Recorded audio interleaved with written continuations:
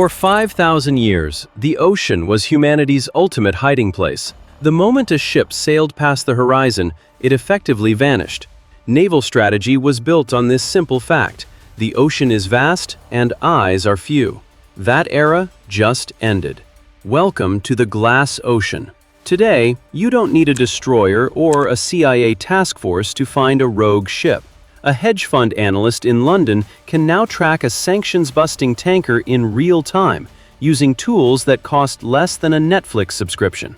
The Shadow Fleet, an $80 billion armada of ghost ships, thinks it can still hide in the dark. They turn off their transponders. They paint over their names. But they are fighting a losing battle against physics. In our last video, we showed you the hard way to stop a tanker, with helicopters and boarding teams. Today, we're looking at the smart way. This is how commercial satellites, synthetic aperture radar, and AI have killed privacy at sea, and why there is nowhere left to hide. I'm your analyst at Tactical Future. This is the story of how the world's oceans became the most surveilled territory on Earth, and why no one saw it coming. Let's start with how ships used to hide. Every commercial vessel is required to broadcast its position via AIS, Automatic Identification System. It transmits the ship's name, location, speed, and heading. It's supposed to prevent collisions and enable maritime traffic control. The Shadow Fleet's first move? Simply turn it off. The moment that transponder goes silent, the ship vanishes from conventional tracking systems. It can sail for days, weeks even, completely invisible to port authorities and coast guards. But some got more sophisticated. They engaged in AIS spoofing, broadcasting false coordinates. A tanker claims it's anchored off Singapore when it's actually loading Iranian crude 1,200 miles away. Digital alibis for illegal activity. Then there's the ship-to-ship transfer. Two vessels meet in international waters, far from any coastline. One pumps oil to the other.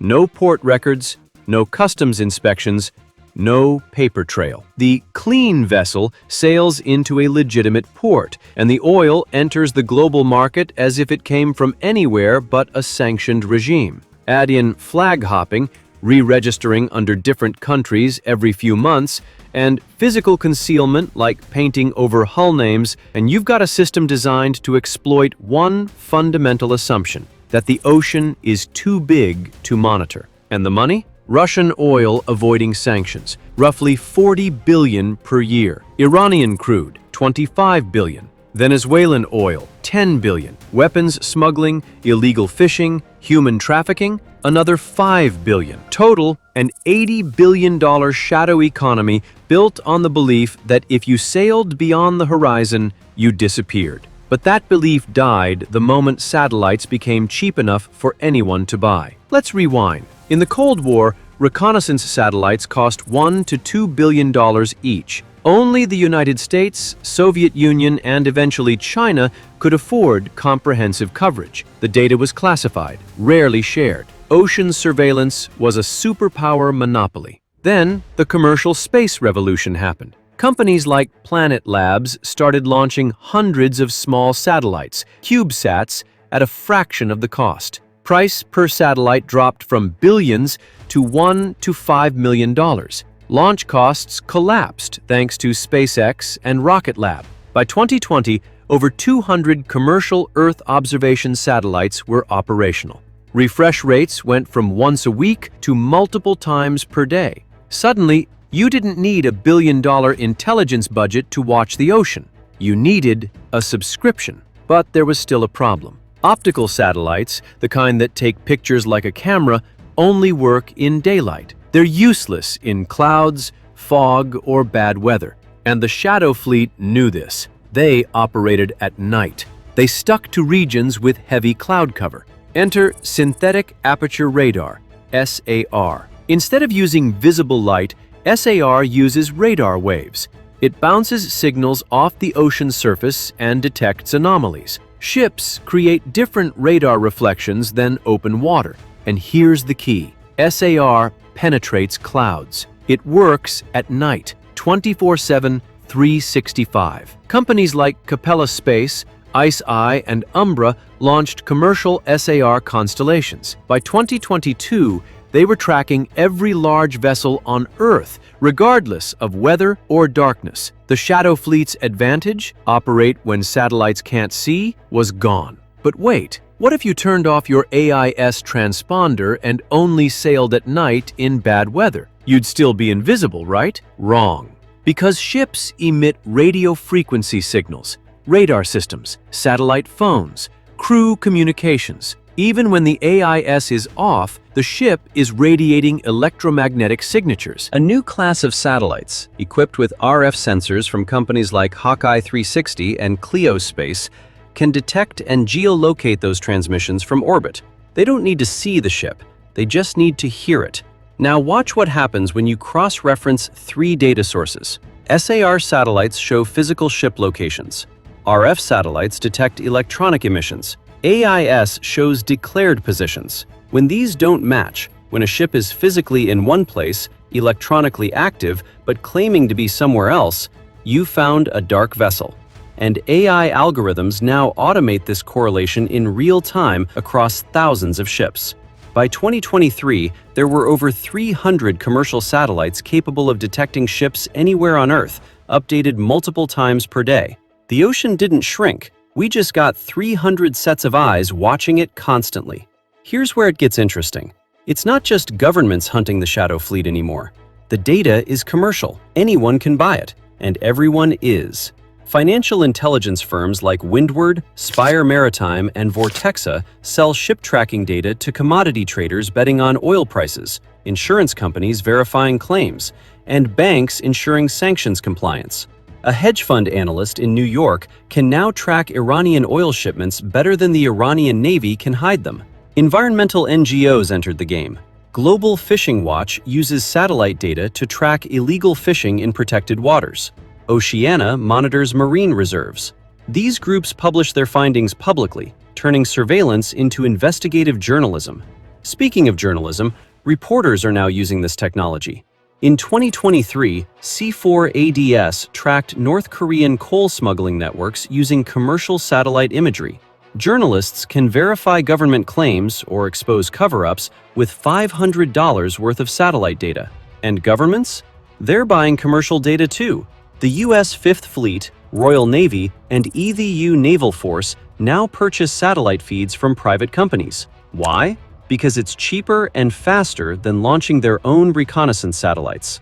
The U.S. Coast Guard uses data from a Finnish startup to track sanctions violators. That sentence would have been science fiction in 2010. Intelligence is no longer a state monopoly. It's a commodity, and that has profound implications. Because if a college student with a satellite subscription can track the Russian Black Sea Fleet, what does that mean for naval operations in a real war? It means stealth is dead. If the Shadow Fleet can't hide, what about naval task forces? Let's start with aircraft carriers. In 2021, multiple open-source analysts tracked the USS Ronald Reagan's entire Indo-Pacific deployment using commercial SAR satellites. Chinese analysts did the same with their own carriers. Russian carriers. Everyone is watching everyone. Aircraft carriers used to be mobile air bases that could appear anywhere, project power without warning. Now they're mobile air bases with a blinking GPS tag visible to anyone with $1,000 and an internet connection. You can't achieve tactical surprise when your enemy gets real-time satellite updates from a Silicon Valley startup. Amphibious assault groups face the same problem. Before Russia's invasion of Ukraine in February 2022, commercial satellite firms tracked the naval buildup in the Black Sea. They published the data publicly. Some commercial analysts provided better intelligence than certain NATO members' classified systems. You can't launch a D-Day-style invasion when the enemy is watching your staging areas from space. What about submarines? The ultimate stealth platform. They're affected too, just less so. SAR satellites can detect submarine wakes when they're near the surface. RF satellites can catch communications bursts when subs come to periscope depth. Submarines still work, but the operational windows are narrowing. The margin for error is shrinking every year. This is forcing a fundamental shift in naval doctrine. The old model, hide your forces, strike by surprise, concentrate firepower. The new model, assume you're visible, win through speed and distributed assets. The US Navy is shifting toward more smaller ships instead of a few large carriers. If you can't hide, don't try. Just make sure the enemy can't target everything at once. So here's the paradox. We've made the ocean more transparent, which makes it harder for rogue states to smuggle oil, conduct illegal fishing, or move weapons undetected. That's a benefit. Enforcement is easier. Sanctions have teeth. Environmental crimes are harder to hide. But we've also made naval operations infinitely more complex. Every movement is watched. Every deployment is tracked. Surprise is nearly impossible. The ocean is now conducted under a microscope.